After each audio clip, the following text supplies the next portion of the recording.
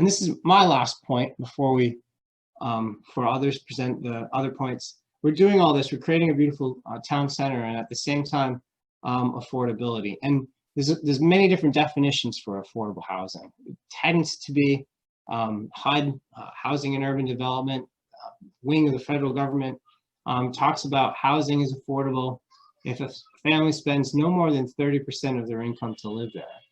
So there's money for sending the kids to college or for recreation on the weekends. There's money for holidays and for hobbies and for food and clothing, and only 30% of income goes towards housing. And that's a great rule of thumb. And now one of the issues in our country is that there's just not enough housing. The supply needs to be increased.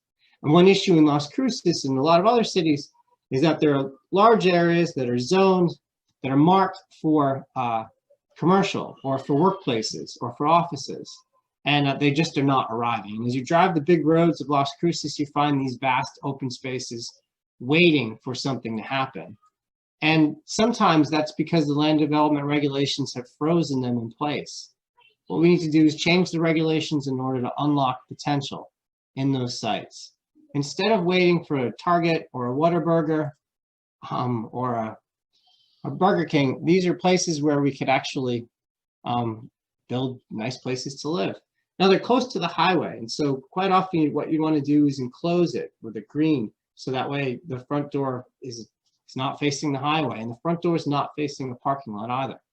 There needs to be ample parking, and what Stacy King did in her design is she alternated green space parking, and the green spaces were fronted by these buildings, and it creates these little oases of shade and comfort all throughout the corridor. And the noise and the dust is mitigated by virtue of these small little places for things to happen.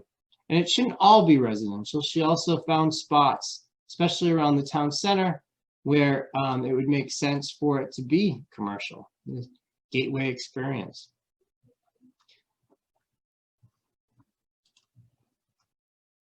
The other concept that people talked about was, as I said, these small bungalows, neighborhood clusters, groups of homes that share the green space. This is the formula that we saw up on Highway 70, and throughout the project, you can imagine more of these.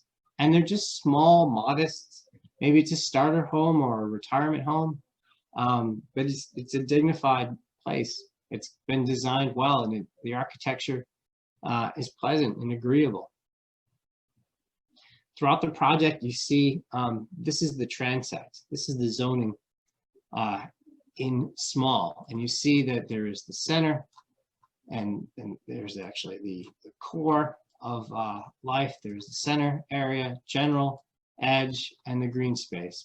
You build densely over here, and you're able to have spaces like the arroyos left free on the side, and variety. And Rob will show more about this later on, but with a single walk along the single street, quite often you're moving from an urban area to a much more rural area. This is an image we've shown throughout the Charrette. People like it a lot. And it shows attached houses and single family houses and small single family houses. A small neighborhood park, the safe little parks that are most used by locals. And people walk to these parks. It shows accessory dwelling units and front porches. This is the kind of image, this is the kind of rendering that puts it all together. For us, our job is to take a rendering like this and create a plan that allows for it, that mixes the different units. So that way on the same street, as I said, there's townhouses and duplexes, there's cottages, there's houses, large houses, and even estate houses all throughout.